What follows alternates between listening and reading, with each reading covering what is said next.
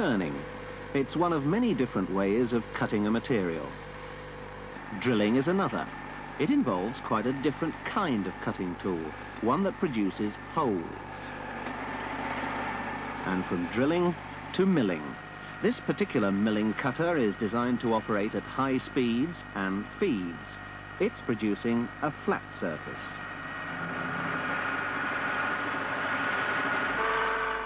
Here we're turning brass. Engineers must be able to cut all sorts of different materials and on almost any scale. This is one of the largest lathes in the country. Industrial machines are often designed to take more than one cut at a time. Cutting tools are usually made of high-speed steel, but here the cutting edges are made from a much harder material, tungsten carbide. But whatever the tool is made of or the cutting process involved, one thing must always be there: movement. On a shaper, the tool moves with respect to the work, cutting or generating a flat surface. The work is clamped to the machine and remains stationary during the forward or cutting stroke. During each return stroke, the work is moved sideways, ready for the next cut.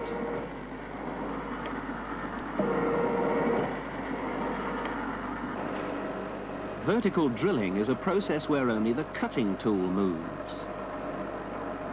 It rotates, generating a hole in the component. The component can't move, it's clamped in a vise fixed to the machine table. But there's more to it than that. The rotating drill must be fed or traversed into the work in order to cut.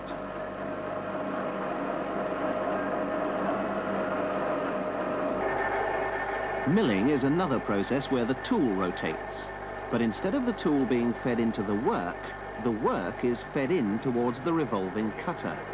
In this way, a flat surface is generated. In the case of the lathe, it's the work that rotates with respect to the tool. The cutting tool can be fed into the work along the machine bed.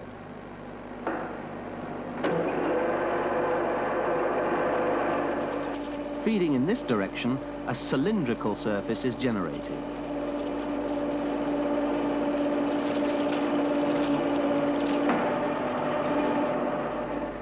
Using a different cutting tool, we can also feed into the work across the machine bed. In this way, a flat surface is generated.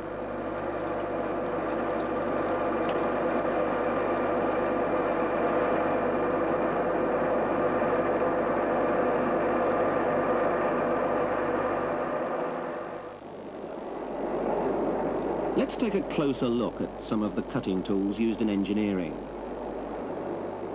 This is a cold saw. It's used to cut through huge slabs of steel.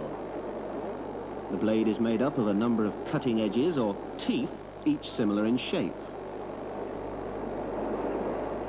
They have what's usually described as a wedge shape. How does this compare with the shape of the cutting edges on other tools? The teeth of a hacksaw blade, for example.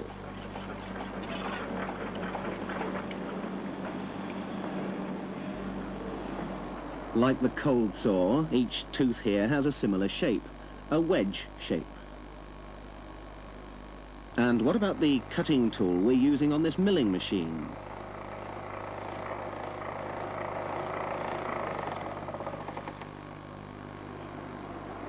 Again, several cutting edges, but the shape's the same. This is a lathe tool, a parting off tool. This time, we have only one cutting edge.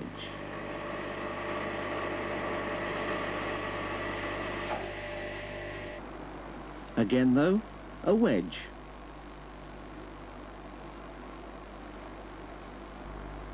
A twist drill looks quite different to most other cutting tools, but even here, the cutting edge has a similar shape.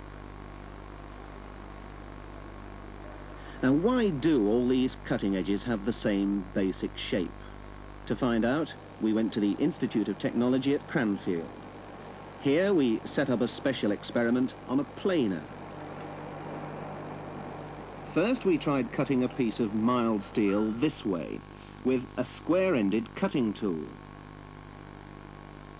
The face of the tool is at right angles to the work.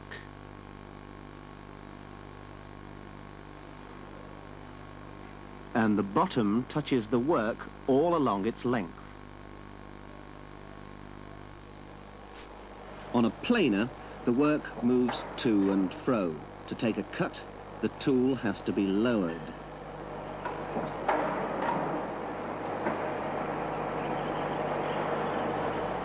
Did you see what happened?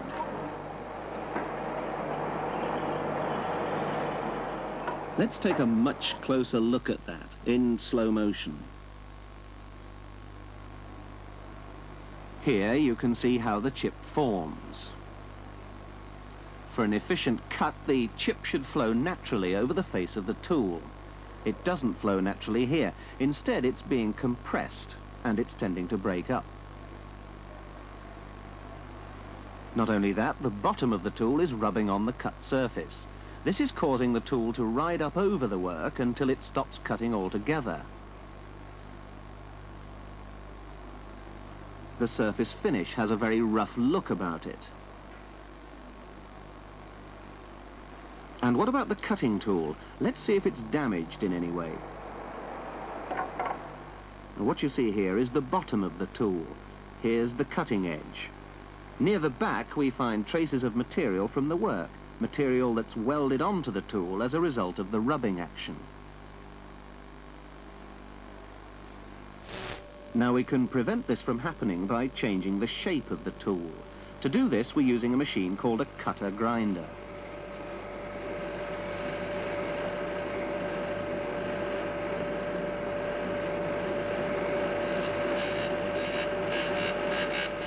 All we're doing here is grinding away the part of the tool which was rubbing on the work. In other words, we're making the bottom of the tool slope away from the work.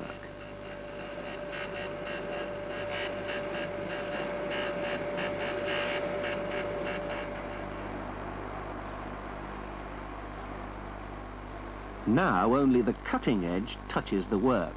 The angle formed between the tool and the work provides clearance. We call this the clearance angle. Let's see how this affects the cutting action.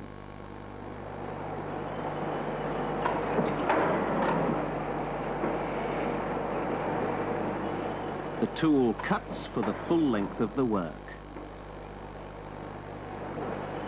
But have we changed the way the chip forms?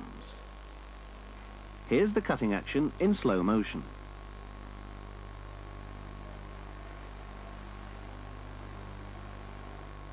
The chip still doesn't flow naturally over the face of the tool. It's still being compressed and deformed.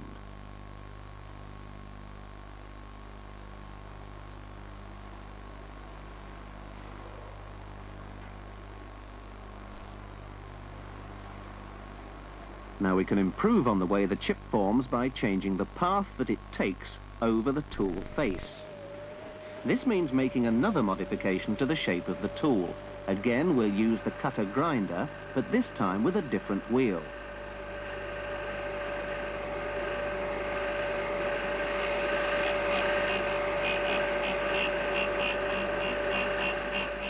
Here we're changing the angle of the tool face.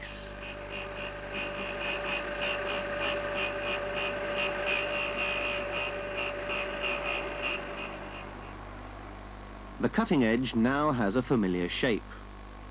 Here's the angle between the bottom of the tool and the work, the clearance angle, and here's the angle we've just formed. It's called the rake angle. And let's try taking another cut.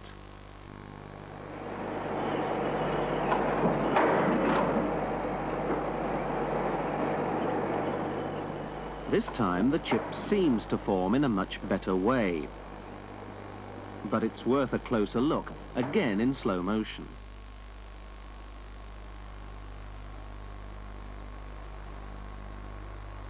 Can you see the difference?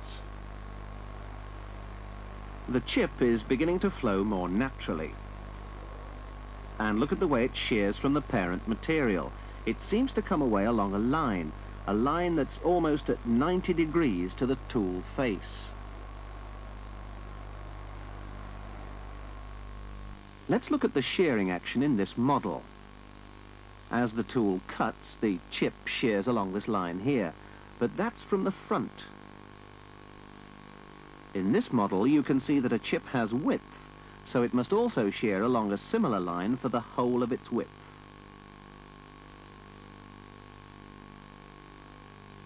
If we take the tool and the chip away, this line becomes a plane. It's called the shear plane.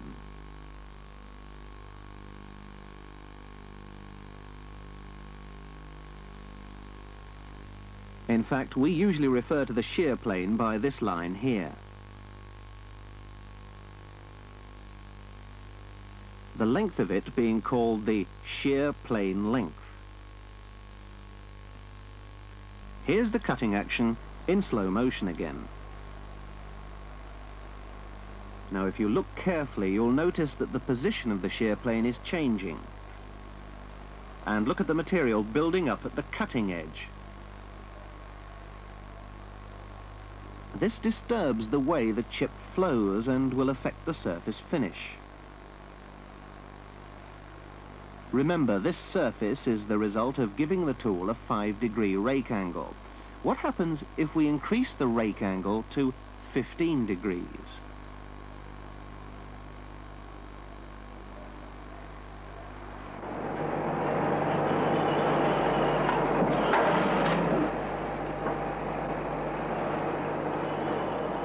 We seem to be getting an even better chip formation.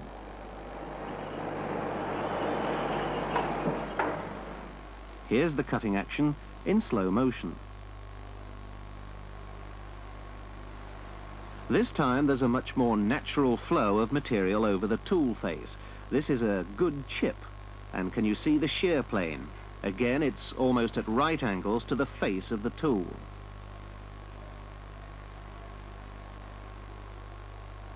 Let's compare this shear plane with the one produced by the tool having a smaller rake angle. In this diagram, the rake angle is 15 degrees. Watch the shear plane as the angle decreases. Did you see what happened? The length of the plane, that's this distance, increased. So by changing the rake angle, we changed the length of the shear plane. The larger the angle, the shorter the plane. The smaller the angle, the longer the plane.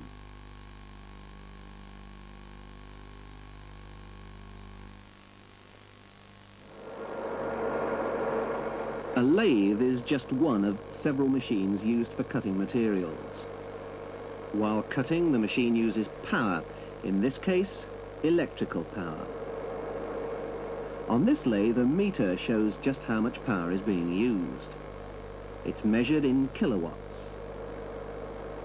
Now, one factor that can affect the power is the shape or geometry of the tool. This is a knife edge tool. It has a clearance angle of about 6 degrees and a rake angle of about 15 degrees. Let's find out what happens if the geometry of the tool is changed. Here we have 4 knife edge tools, each with a different rake angle. Their clearance angles are all the same.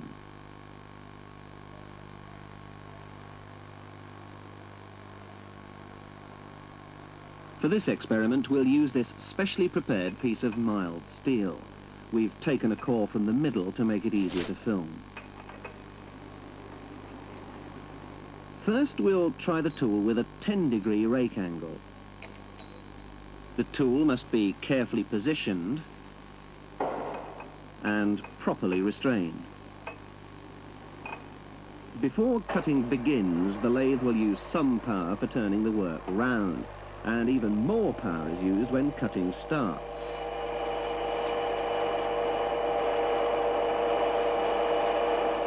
The total 2.6 kilowatts.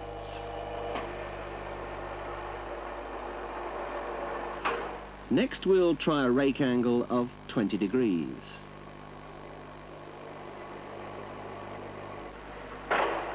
Same speed, same feed. And the total power used, 2.3 kilowatts. Now a rake angle of 30 degrees.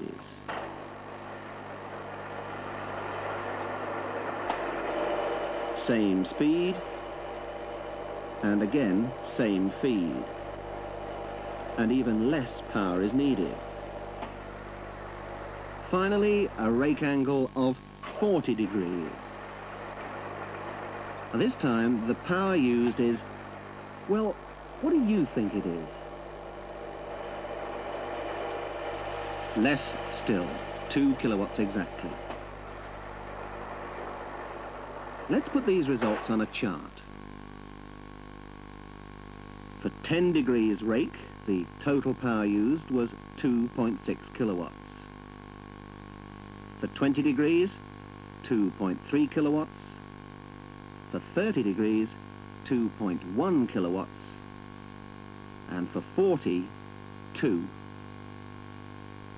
But for each test, the lathe was using some power before the cut began. To get the power used in cutting the material, we must subtract this from the total power. So, the larger the rake angle, the less power is used. Now, this must be related in some way to the shape and cutting action of these tools. As with most cutting tools, the material is sheared along a plane at 90 degrees to the face of the tool, the shear plane. The length of this plane, that's this distance, is determined by the rake angle of the tool. Here, the rake angle is 20 degrees. The larger the rake angle, the shorter the plane. The smaller the rake angle, the longer the plane.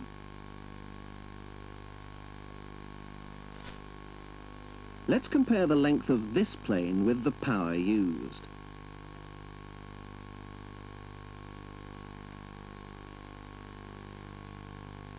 Can you see what's happening?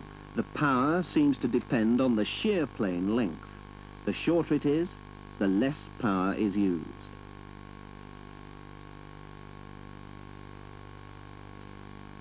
By giving a cutting tool a really large rake angle, there'll be a very short shear plane and little power will be used.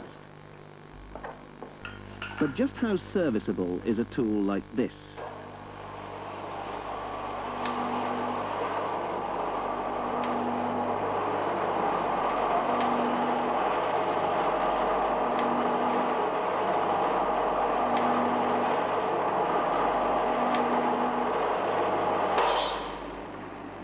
After only a few moments' use, the cutting edge is damaged. Damage like this is expensive, so is excessive power consumption. So this business of choosing the right angle is very important. From these results, a tool with a rake angle of between 10 degrees and 20 degrees, say 15, would be the most suitable. But that's for one material. Free cutting mild steel. There are other materials such as brass, aluminium and nylon. Would, say, 15 degrees be the right rake angle for cutting any of those materials?